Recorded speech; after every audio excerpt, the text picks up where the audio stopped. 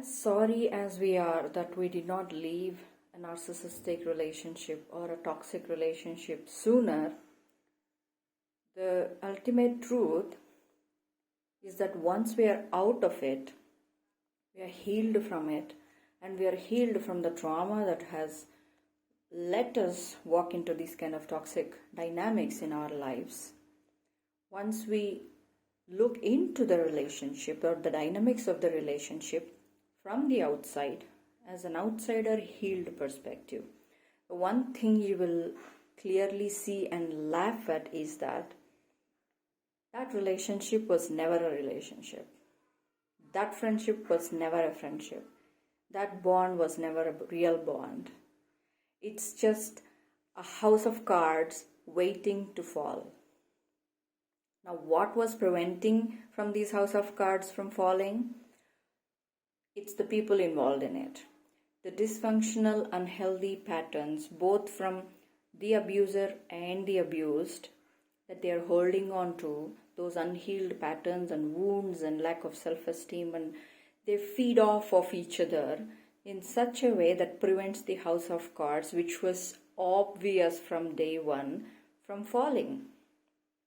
If you look at it the way I look at it right now, it's a relief. It's a relief because all I can imagine, the mental picture I have is an empty balloon full of air, a castle in the air, and like I said, house of cards just waiting to fall. All it needs is a little bit of wind.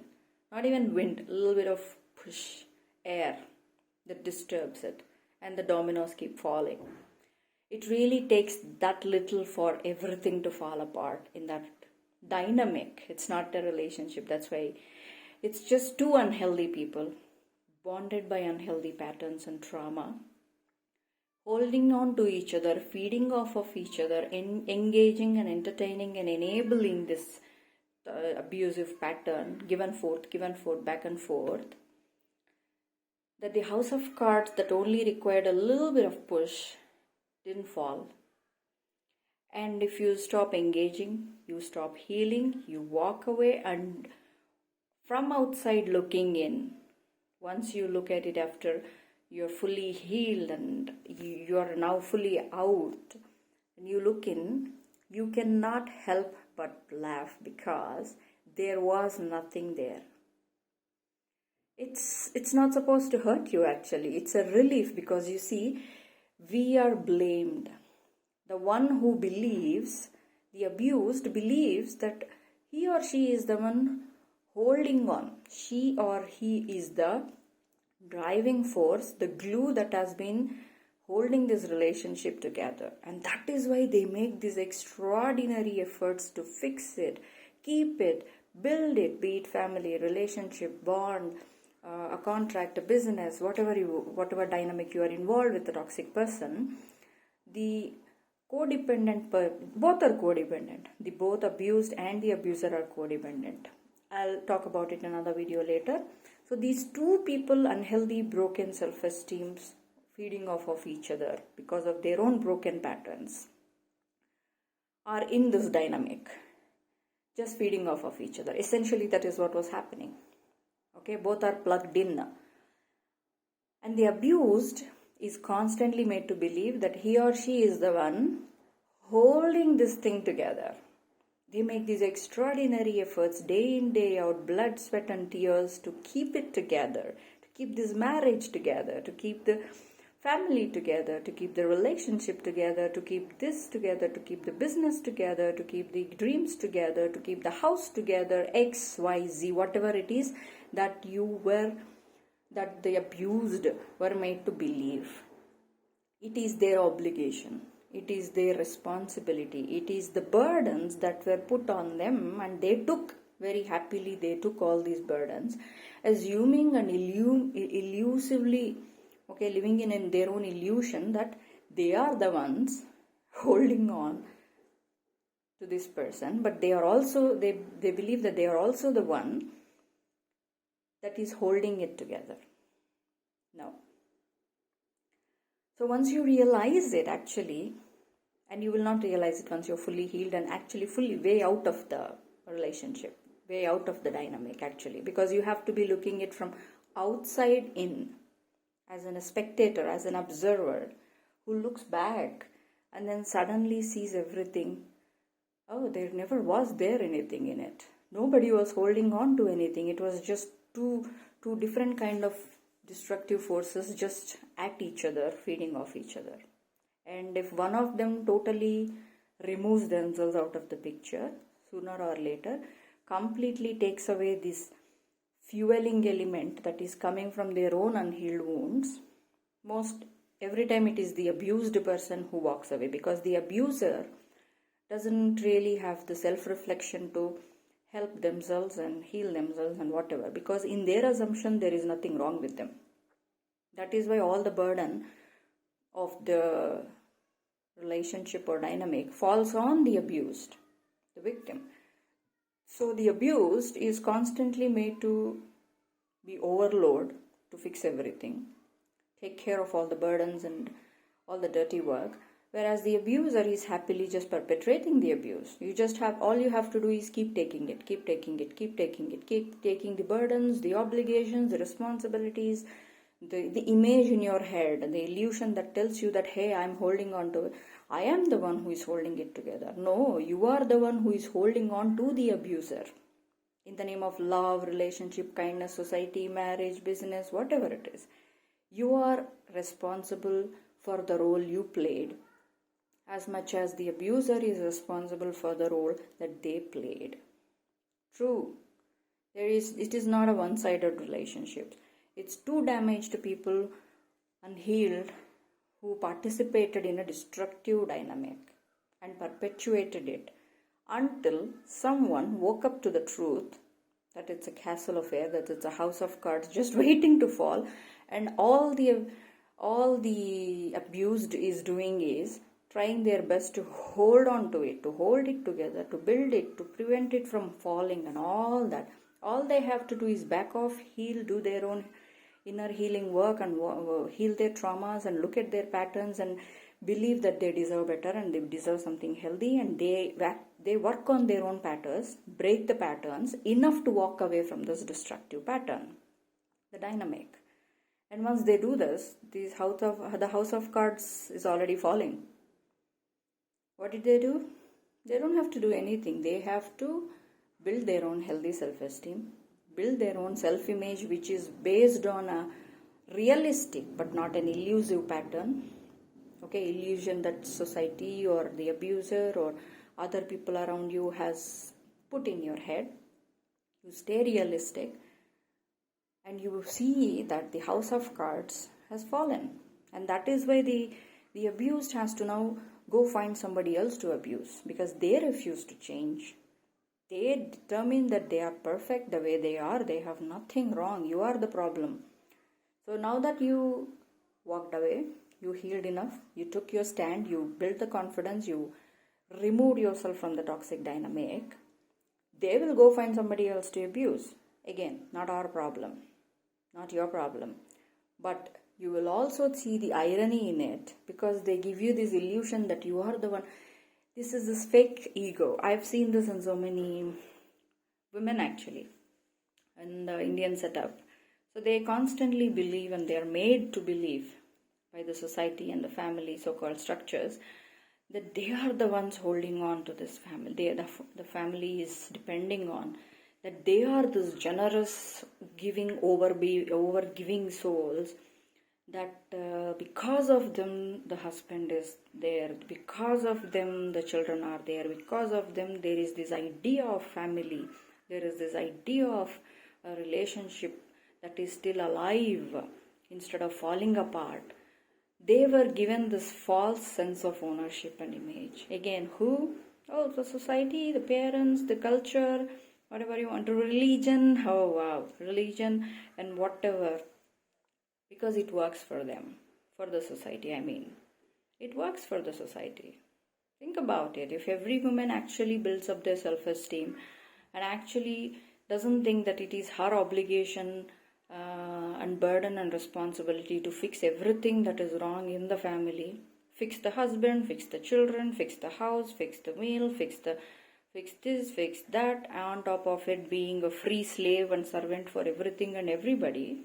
Typically that happens in all marriages and more in arranged marriages and all that. If they are given that role, and in order to convince them, brainwash them into thinking that it is a very good thing to do, to be the sacrificial goat, they were told that it is such a generous, extraordinary thing to sacrifice yourself to build everybody else up. So a lot of women get carried away by it. Culturally, they were already brainwashed into believing that yes, I am this perfect soul. It's overgiving and self-sacrificing, the martyr that's giving up all of that for everybody else around her. In the name of what?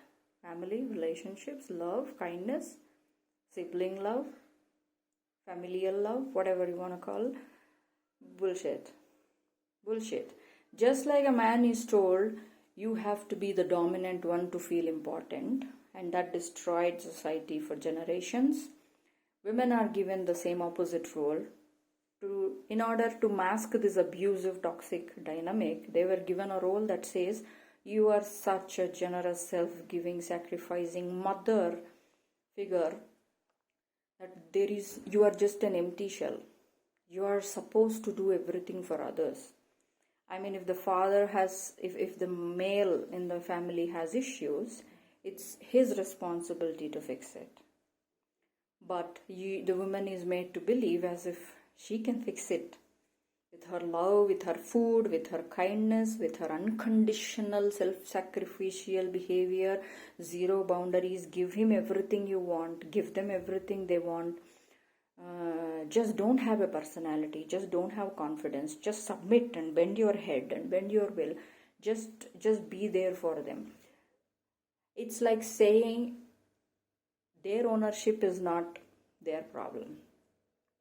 So you will stop looking at yourself, which means you will never address your own toxic codependent patterns in you, and then you will stop looking at the other side, that the person who is abusing you should look at themselves hard in the mirror and fix their own patterns, because it is in them, it is their job, it is their dirty work to do. It's every individual's self job to build our own self, period. Not somebody else's job to fix them. But the abused is constantly made to believe that it is her or his job to fix what's wrong, or to be the generous, self-sacrificing, long-suffering saint, that it is okay. Everything will be okay once you give up on yourself and give everything to somebody else who is actually using it against you. And normalize it. You have to look at this. This is weaponizing the whole relationship dynamic. The most personal, interpersonal, important relationship anybody can have is a marriage. And then the institution of marriage, in the name of society and culture, has weaponized it for both men and women in such a way that the abused actually thinks it is her job to keep things together, and they feed the false ego. Once she sees that she is not contributing to anything constructive, but she has become a passive enabler of a toxic system that's already there, and she learns to walk away, finds enough resources and confidence to walk away, it falls apart. And it should, because without falling it apart, nobody is going to be saved. It has to fall apart. And anybody who is in this role of the abused, who believes firmly that it is their job to hold on to this house of cards, which is going to fall inevitably, doesn't matter if you stayed 25 years in the marriage, or 40 years, or 60 years, or 2 years. It's the same. Why? Because there was never anything worthy in it. It's the same. Doesn't matter how many decades you spend in this pattern, nothing ever improves. The society or somebody else will tell you there is this glimpses of positivity you may see here and there, and it will brainwash you into thinking, see, After thousands of failure, you saw one something positive. It means your sacrifice is working. No, don't fall for it. So it's the responsibility of the abused to not fix what is wrong with the abuser or the dynamic. It's the responsibility of the abused to heal themselves, look at themselves in the mirror hard and long, and fix their own destructive, unhealthy patterns, heal the wounds wherever the trauma is come from, maintain healthy boundaries, and walk away. Do not participate in the dynamic. As long as you're participating, it will still exist. It will still exist. But the house of cards have nothing of value in them. They were gonna fall sooner or later, with you or without you, in any way, shape, or form, because there is nothing in it to begin with. So learn this.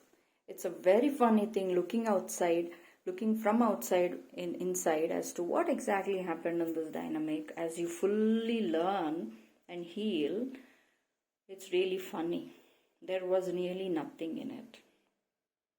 And people spend decades and decades and decades in this dynamic assuming something is changing. Don't live in the illusion. As long as you feed the fantasy, as long as you feed the false ego that is telling you you're doing a good job where you're not, as long as you're willing to tell yourself lies, the dynamic will stay. But it is not doing anybody any good, especially the one who can change. The abused is the one person who has the capacity to change here, to break the pattern. And if you are feeding into this lie that you are fed into, the illusion you are fed into, that will never break. At the end of the day, the dynamic still exists. The house of cards will still exist and they are going to fall. But looking back, you will realize that you were not holding anything. You were not the glue. You were just participating in an abusive pattern because of your own codependency. You participate, you enable. You do not participate, you live with your own authenticity. The pattern breaks. The dynamics is now gone. Now you look back at the so-called relationship then, and then you see the emptiness of it all. Oh, but I got children out of it. Oh, but I got this out of it. You can justify all you want. Again, this justification means that you have not fully healed. A fully healed person who has the courage to see the truth, naked, raw, bitter truth, will see that it was nothing. And you were feeding into a nothing because of your own inner brokenness. You walk away, you have a chance at living a full life, a fulfilled life. There is a chance, no doubt about it. But you feed into the dynamic, feed into the illusion, feed into the false ego, telling that you are the savior. Well, you're going to continue the pattern. And nobody is going to come and save you. You have to save yourself.